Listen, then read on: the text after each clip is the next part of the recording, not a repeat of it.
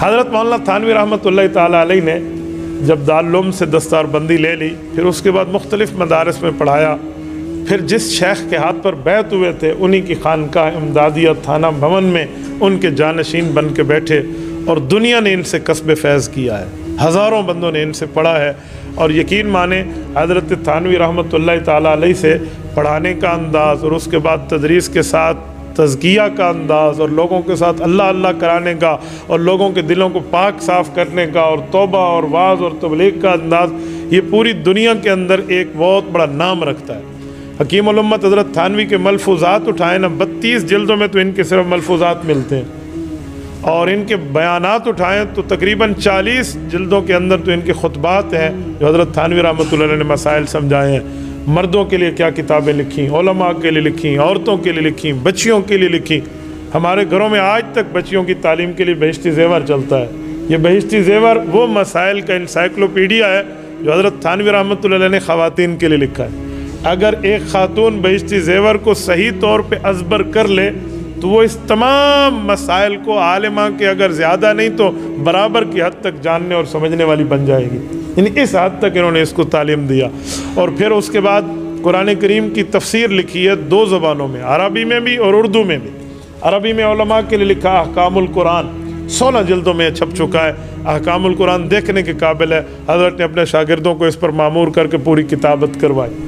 और अवाम के लिए 3 जिल्दों में बयानुल कुरान लिखा है। हज़रत थानवी के ज़माने में 8 जिल्दों में छपा था बयानुल कुरान, अब ये 3 जिल्दों में, और 8 जिल्दों वाला नायाब है। मेरा कराची जाना हुआ, शेखुल हदीस व तफसीर हज़रत मौलाना मुफ्ती ज़रब अली ख़ान रहमहुल्लाह से मुलाकात हुई तो हज़रत ने गुफ्तगू में कहा कि मैं 8 जिल्दों वाला बयानुल कुरान ढूँढ रहा हूँ, मुझे मिल नहीं रहा। हज़रत थानवी रहमहुल्लाह के वक़्त जो छपा था वो किसी के पास हो तो मैं इसे 30,000 इनाम दूँगा और उसकी कीमत भी दूँगा, मुझे दे दे। हमारे वालिद मोहतरम रहमहुल्लाह की कब्र पे अल्लाह करोड़ों अरबों रहमत नाज़िल फरमाए, उन्होंने ये ख़रीद के अपने पास रखा हुआ था। तो मैंने हज़रत मुफ्ती ज़रब अली ख़ान रहमहुल्लाह खिदमत में अर्ज़ किया कि हज़रत वो मेरे पास है लेकिन मिल्कियत अब्बा जान की है, वो नहीं दे रहे। तो हज़रत ने बहुत इसरार फरमाया, लेकिन हज़रत वालिद साहब के पास रहा तो 8 जिल्दों वाला नुस्खा हमारे पास मौजूद है।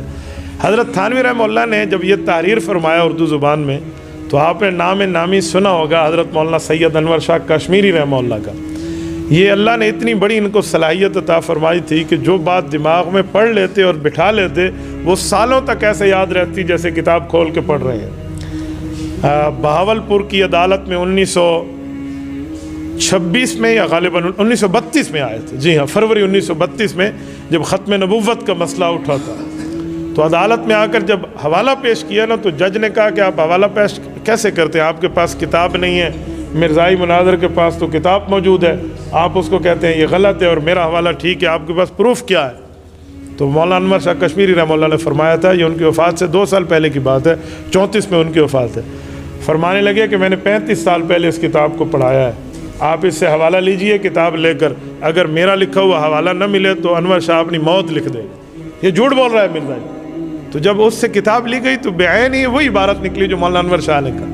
इतना बड़ा बंदा मौलाना अनवर शाह कश्मीरी रहमहुल्लाह फरमाते थे, मैं उर्दू ज़ुबान को नहीं पढ़ता, इसमें उलूम की बातें बहुत कम है।